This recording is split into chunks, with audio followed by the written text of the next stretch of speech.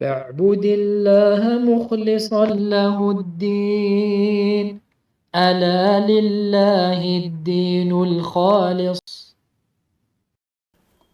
الحمد لله وحده والصلاة والسلام على من لا نبي بعده وعلى آله وصحبه أما بعد.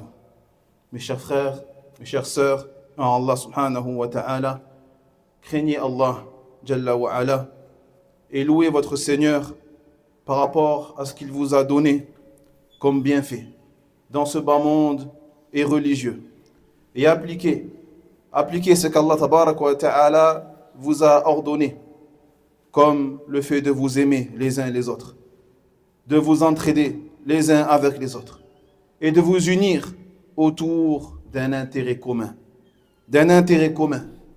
Et cela afin que vous fassiez partie des gagnants, wallah. Unissez-vous et ne vous dispersez pas et ne vous divisez pas. Entraidez-vous et ne vous laissez pas tomber les uns les autres. Soyez solidaires et ne vous esquivez pas. Ne vous évitez pas et soyez sincères dans tout ce que vous faites. Car à travers l'union, les rangs seront soudés, les avis, les opinions échangées et les intérêts communs seront atteints bi'idhnillah azza wa jal.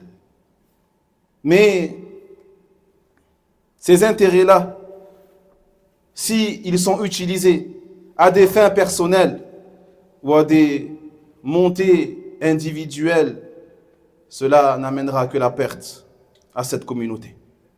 Il faut que l'intérêt général passe avant tout. L'intérêt général doit passer avant tout, mes frères. Avant tout intérêt inférieur à cet intérêt général.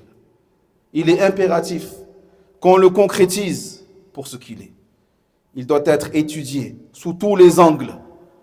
Il faut que tous les avis soient sincères, soient honnêtes, puis que l'on regarde ce qui est possible de faire afin d'y parvenir.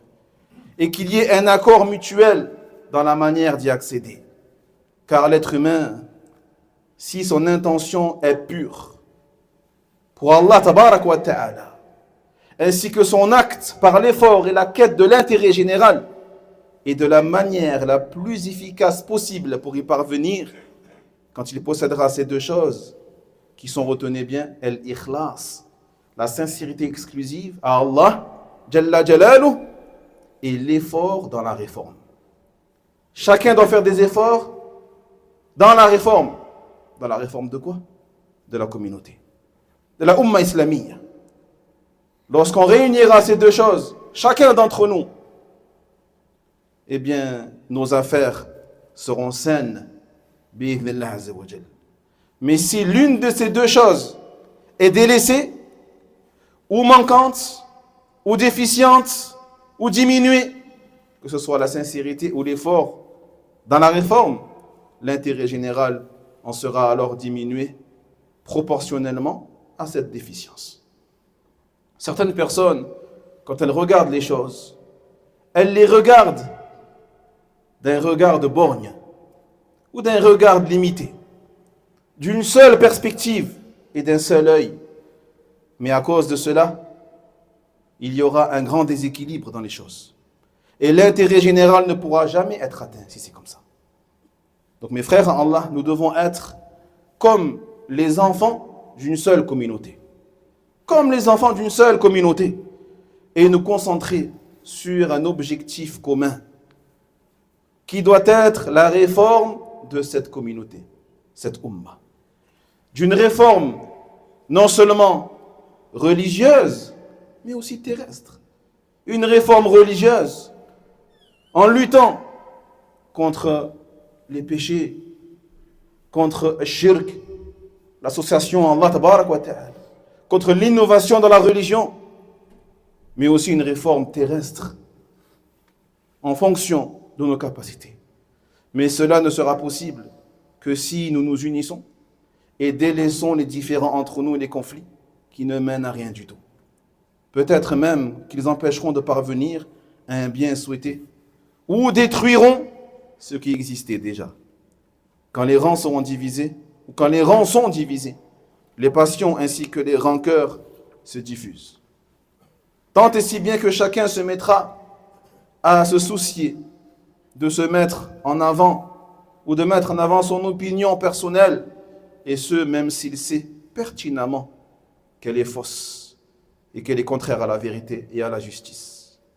Alors que si nous nous unissons depuis le tout début et étudions l'affaire sous tous ses angles et nous mettons d'accord sur ce qui est possible et bénéfique pour cette communauté, sans faire attention, sans prêter attention à nos propres intérêts personnels, sans prêter attention à nos intérêts privés et intimes, nous obtiendrons un bien grandiose, wallahi.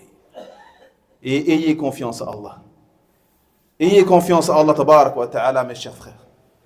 Car si vous purifiez votre intention et usez de sagesse pour obtenir ce qui est souhaité, Allah Jalla wa Ala vous facilitera les choses et réformera pour vous vos œuvres, vos situations et votre état. C'est une promesse d'Allah tabarak wa ta'ala. Wa inna Allah la yukhlifu al-mi'ad.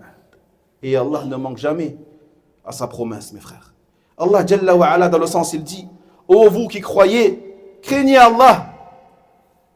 Premièrement, craignez Allah. Obéissez à Allah tabarak wa ta'ala. Écartez-vous de ses interdits.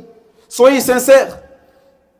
Et tenez des propos justes afin qu'il améliore vos œuvres et pardonne vos péchés.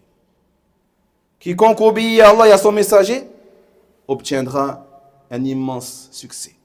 Donc mes frères, Allah, le prophète sallallahu alayhi wa sallam, a donné une métaphore concernant le croyant vis-à-vis du croyant. Et il les a comparés à une structure, se renforçant les uns les autres. Ceci est une image, une métaphore qui est réelle, qui est concrète pour tous les peuples croyants, dans lesquels leurs individus s'entraident dans l'édification, de sorte à ce que l'objectif soit la construction de cet édifice. Soit la construction de cet édifice, afin que chacun complète l'autre, afin que les uns redressent les autres. Donc il n'y a pas de foi parfaite tant qu'il y aura la division. Tant qu'il y aura la division, il n'y aura pas de foi complète et parfaite. Et pas de construction solide en cas de dissolution. Ne voyez-vous pas que si on enlève une seule brique de la structure, elle se trouvera affaiblie.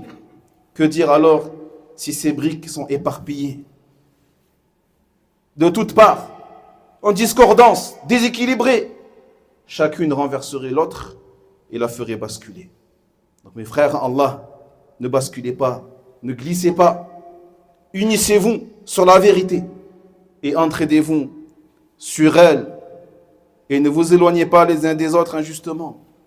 Ne proférez pas de mauvaises paroles, conseillez-vous les uns des autres et craignez Allah et soyez justes. Soyez justes et sages et craignez encore une fois votre Seigneur subhanahu wa ta'ala afin qu'il vous soit clément et bienfaisant envers vous. أسأل الله تبارك وتعالى يجمعنا على ما فيه من الخير والصلاح في ديننا ودنيانا إنه جواد كريم. اللهم ظلمنا أنفسنا وإن لم تغفر لنا وترحمنا لنكونن من الخاسرين. ربنا فاغفر لنا ذنوبنا وكفر عنا سيئاتنا وتوفنا مع الأبرار. ربنا وآتنا ما وعدتنا على رسلك ولا تخزنا يوم القيامة إنك لا تخلف الميعاد. ربنا آتنا في الدنيا حسنة وفي الآخرة حسنة وقنا عذاب النار. لا إله إلا أنت سبحانك إنا كنا من الظالمين. ربنا اغفر لنا ولوالدينا ولمن دخل بيوتنا مؤمنين وللمؤمنين والمؤمنات ولا تزد الظالمين إلا تبارا. اللهم صل على محمد وعلى آل محمد كما صليت على إبراهيم وعلى آل إبراهيم إنك حميد مجيد. وبارك على محمد وعلى آل محمد كما باركت على إبراهيم وعلى آل إبراهيم إنك حميد مجيد. الله أعلم. وينجي الله الذين اتقوا بمفازتهم لا يمسهم السوء ولا هم يحزنون.